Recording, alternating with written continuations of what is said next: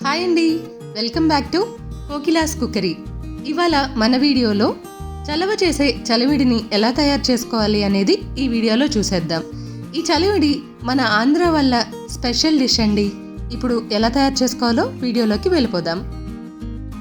ముందుగా 1 కేజీ బియ్యాన్ని శుభ్రంగా కడిగి 12 నుంచి 14 గంటల సేపు ఈ బియ్యాన్ని నాననివ్వాలి. తరువాత వాటర్ మొత్తం డ్రైన్ చేసేసుకుని ఈ బియ్యాన్ని మెత్తగా పిండి పట్టి ఒకసారి జల్లించుకుంటే పలుకులు అనేవి లేకుండా ఉంటాయి.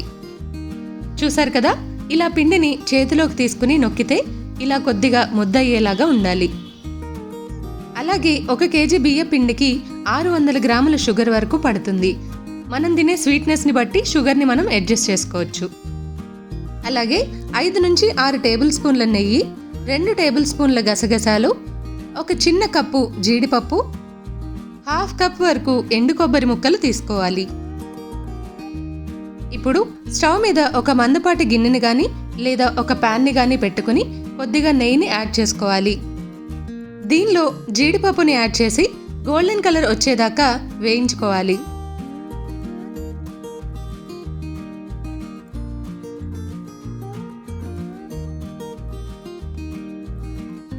చూసారు కదా, ఇలా కలర్ చేంజ్ అయ్యాక వీటిని వేరొక బౌల్లోకి తీసేసుకోవాలి. ఇప్పుడు అదే ప్యాన్లో ఎండు కొబ్బరి ముక్కలు కూడా వేసుకుని గోల్డెన్ కలర్ వచ్చేదాకా వేయించుకోవాలి. ఇలా విడివిడిగా ఎందుకు వేయించుకోవాలి అంటే అన్నీ ఒకేసారి వేయించుకుంటే మాడిపోతాయి కాబట్టి ఇలా వేయించుకోవాలి. ఇప్పుడు వీటిని పక్కకి తీసేసి గసగసాలని కూడా వేసుకుని వేయించుకోవాలి.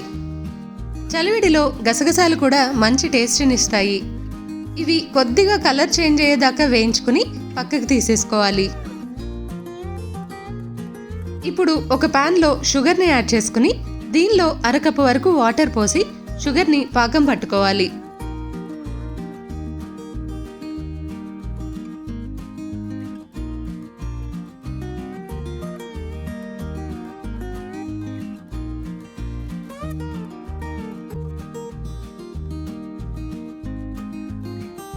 ఈ షుగర్ని మరీ ముదురు పాకం కాకుండా ఇలా తీగలా ఉండేలాగా చూసుకోవాలి. ఈ పాకాన్ని ఒకసారి ఇలా వాటర్ ఉన్న బౌల్లోకి వేసుకుని టెస్ట్ చేసుకోండి. చూసారు కదా, పాకం అనేది ఈ కన్సిస్టెన్సీలో ఉండాలి. ఇప్పుడు స్టవ్ని లో ఫ్లేమ్లో ఉంచుకుని ముందు వేయించుకున్న జీడిపప్పు, ఎండు కొబ్బరి, గసగసాలు దీనిలో వేసి కలుపుకోవాలి.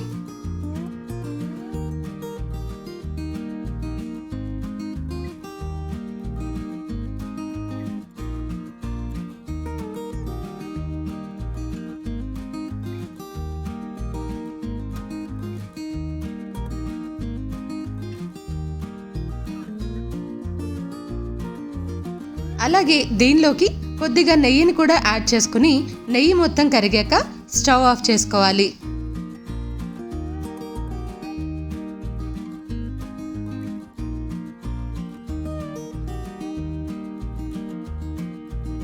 స్టవ్ ఆఫ్ చేసుకున్నాక ఈ పాకం అనేది వేడిగా ఉండగానే బియ్య పిండిని కొద్ది కొద్దిగా వేసుకుని కలుపుకుంటూ ఉండాలి.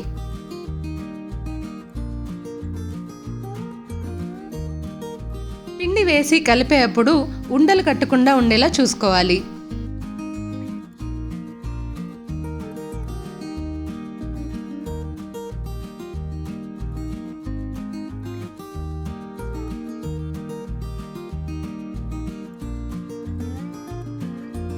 చూసారు కదా, ఇలా పిండిని ఉండలు లేకుండా సాఫ్ట్గా అయ్యేదాకా కలుపుకోవాలి.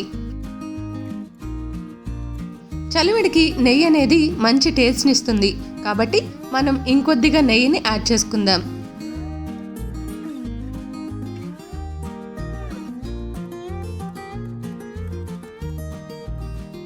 నెయ్యి మొత్తం చలివిడికి పట్టేలాగా కలుపుకోవాలి.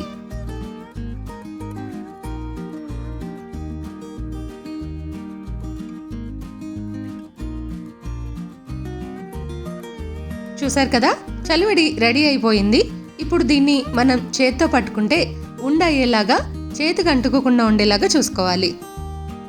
ఇలా ఉంటే చలివిడి పర్ఫెక్ట్గా వచ్చినట్టు.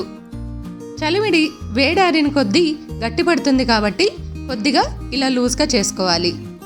చూసారు కదండి, చలివిడి రెడీ అయిపోయింది. ఈ చలివిడిని కొత్త పెళ్లి కూతుళ్లకు అలాగే కడుపుతో ఉన్న వాళ్ళకి సీమంతంలోనూ చలవని పెడతారు. సో ఇదండి ఇవాల్టి మన రెసిపీ. మీరు కూడా ఒకసారి ట్రై చేసి ఎలా వచ్చిందో నాకు కామెంట్ సెక్షన్లో చెప్పండి. మీకు గనుక నా రెసిపీస్ నచ్చినట్టయితే ప్లీజ్ లైక్, షేర్, కామెంట్ చేసి సబ్స్క్రైబ్ చేసుకోవడం మర్చిపోకండి. Thank you.